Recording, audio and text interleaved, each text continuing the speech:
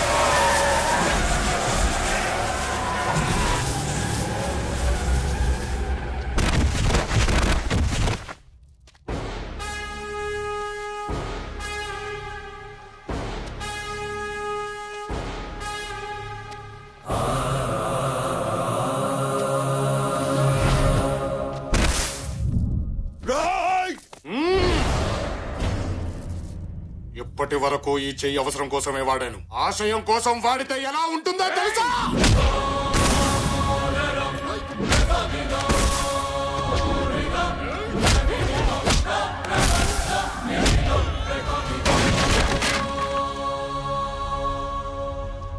నా దేహం నీదా, చచ్చినా వదిలిపెట్టవా? బ్రతుకుని సృష్టించేది బ్రహ్మ, బ్రతుకుని ముగిచ్చేది బ్రహ్మ. ఆ రెండిటి మధ్యలో వాడు దొంగవుతాడో దొరవుతాడో నీ మొగుడవుతాడో బ్రహ్మ రాతను మార్చడానికి నువ్వెవడివిరా? మా గురించి, ఈ ప్రాంత చరిత్ర గురించి తెలియకుండా మాట్లాడుతున్నా. చరిత్ర సృష్టించేవాడెప్పుడు చెప్పినాడు, గుండె దమ్ముల్లో నుంచి పుడతాడు, నిలబడతాడు, మొదలు పెడతాడు. చరిత్ర సృష్టించే తిరిగి వెళతాడు. అది కాదనుకుంటేనే ఇలా కొట్టానంటే, ఒక్కసారి ఊరు నాది, వంశం నాది, జనాలు నా వాళ్ళు, వాళ్ళ సమస్య నాది అని అనుకొని కొడితే అది నీ ఇంకో 10 తరాలు నీ వంశంలో మగబిడ్డ పుట్టాలంటేనే భయపడతాడు. నేను నిలబడ్డ ఈ నేల మీదొట్టు, నన్ను తాకుతున్న ఈ గాలి మీదొట్టు, నన్ను నీ మీద కదులుతున్న నా వంశం మీదొట్టు, నన్నే నమ్ముకున్న ఈ జనం మీదొట్టు.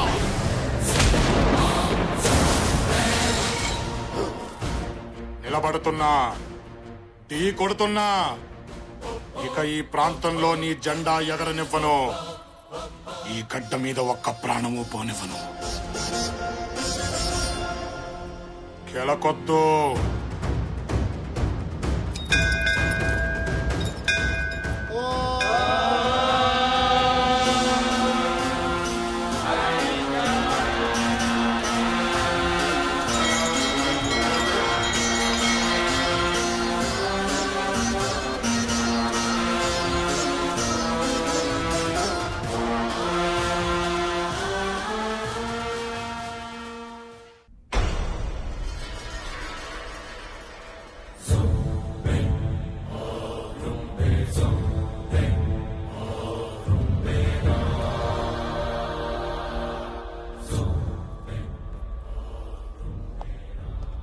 ప్రాణాపాయం తప్పింది గాని కోలుకోవడానికి 2-3 సంవత్సరాలు పడుతుంది.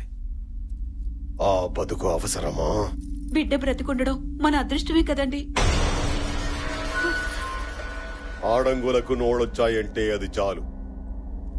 అది చాలు మనమేం పగొట్టుకున్నామో చెప్పడానికి.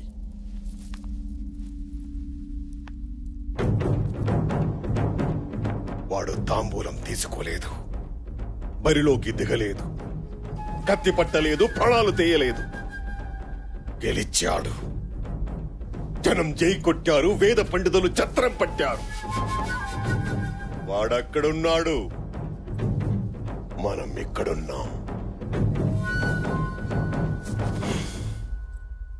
ఈ ప్రాణం అవసరమా?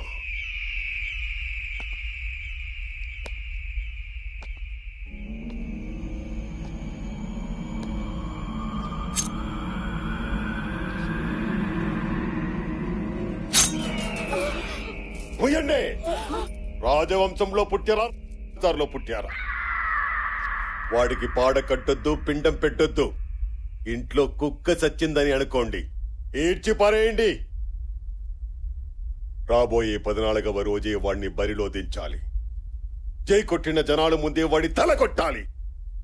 మోహించండి రణగారా.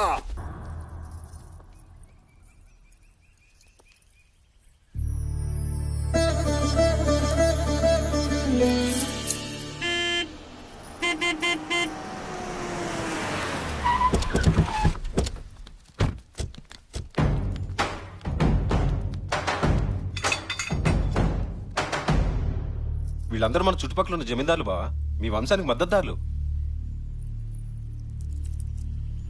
చెప్పండి.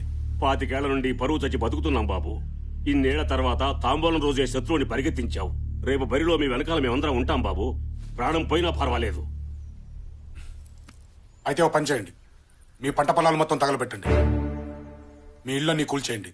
పంట తగలట్టేస్తే తిండిలా బాబు? ఇళ్ళన్నీ కూల్చేస్తే ఎక్కడుండాలి బాబు? చచ్చేవాడికి తిండెందుకు, ఇళ్ళెందుకు? 6 నెలలు కష్టపడితే వచ్చే పంట మీద మీకింత మమకారం ఉంది. 10 ఇటుకలు పేర్చుకుంటూ కట్టుకున్న ఇంటి మీద మీకింత ప్రేమ ఉంది. కానీ ఆ దేవుడిచ్చిన 100 ఏళ్ల జీవితం అంటే మాత్రం లెక్కలేదు. ఏ ప్రాణం కంటే రోషం ముఖ్యమా? మనిషిని మనిషి చంపుకుంటూ పోతే మనమన్న మాటే లేదు, జనవన్న పదమూ లేదు. నేల మీద మిగిలేది శూన్యం. మీ పగని బ్రతికించడానికి ఆ శూన్యాన్ని సృష్టించొద్దు. ఇక నుంచి ఈ ప్రాంతంలో తాంబూలాలు లేవు, తన్నుకోడాలు లేవు. ఎవరి బ్రతుకులు వారు బ్రతకండి. నీ ఆలోచన మంచిదే బాబు, మాకు బతకాలనే ఉంది, కానీ అవతల వాడికి లేదు. మీ నాన్నగారు ఓడిపోయాక మీకు అండగా ఎవరూ ఉండకూడదని మగబిడ్డలందరినీ చంపేస్తుంటే 2000 మందిని ఊరు దాటించాం. కానీ వాడు వెతికి వెతికి చంపించాడు. అందులో ఎందరు మిగిలారో తెలియదు. మీరొచ్చాక కూడా ఈ దిక్కుమాలిన బతికే బతకమంటారా? అక్కర్లేదు. నా అనేవాళ్లు లేని బ్రతుకెలా ఉంటుందో నాకు తెలుసు. ఇక నుంచి ఏ కంట్లోనూ కన్నీటి బొట్టు రాలదు, ఏ ఇంట్లోనూ కడుపు కోత వినిపించదు. మిమ్మల్ని అందరినీ కలిపే బాధ్యత నాది. నన్ను నమ్మండి.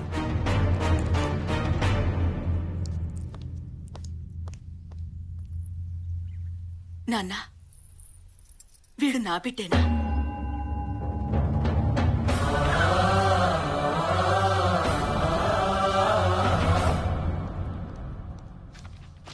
ఇందులో కొత్త ఉంది. 70 ఏళ్లుగా జరుగుతున్నదే. పైగా అదో పండగలాగా చేసుకుంటారట కదా. పోలీసులు రాకూడదు, కేసులు పెట్టకూడదు అంటూ మీరే రూల్స్ పెట్టుకుని ఫాలో అవుతున్నారు కదా. రూల్స్ ఫాలో అవడానికి అదేమీ మేధావులు రాసిన రాజ్యాంగం కాదు, వేదాల్లోంచి పుట్టిన సాంప్రదాయం కాదు సార్.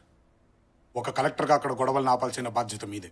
అఫ్ కోర్స్, దానికి అక్కడ ఉన్న వాళ్ళంతా ఒప్పుకొని ముందుకు రావాలి కదా. ఎందుకు రారు సార్? కిలో కందిపప్పు 100 రూపాయలకి అమ్మి పురుగులు పట్టిన బియ్యాన్ని 2 రూపాయలకి ఇస్తూ ఉంటే జనం ముందుకొచ్చి ఓట్లేయడం లేదా సార్? నీళ్లు లేకపోయినా ప్రాజెక్టుల పేరు చెబితే ఎగురుకుంటూ వచ్చి జెండాలు పట్టుకుని తిరగడం లేదా సార్? మీ జీవితాలే మారిపోతాయి అని అరచేతిలో ఫ్యాక్టరీలు చూపిస్తే తల్లి లాంటి పొలాల్ని వదులుకోవడం లేదా సార్? మాయని ఈజీగా నమ్మే జనం కొంచెం కష్టపడితే మంచిని నమ్మరా సార్? నోళ్లు లేని కోళ్ల పందాల్ని రద్దు చేసినప్పుడు ఆనందపడ్డ ఈ జనం మనిషిని మనిషి చంపుకోవడం తప్పు అనంటే ఒప్పుకోరా సార్?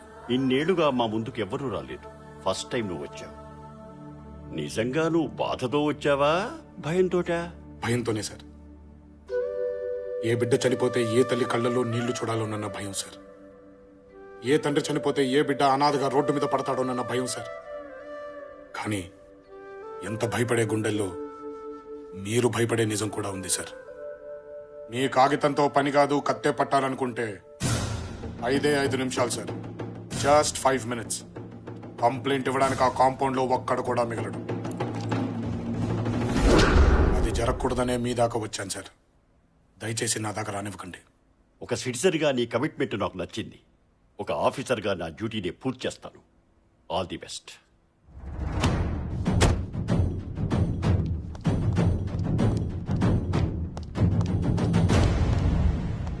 నమస్కారం సార్. ఇలా వచ్చారేం సార్? కలెక్టర్ గారితో పని ఉండి వచ్చాను. అంతా బాగున్నారు సార్? అందరు బాగున్నారు.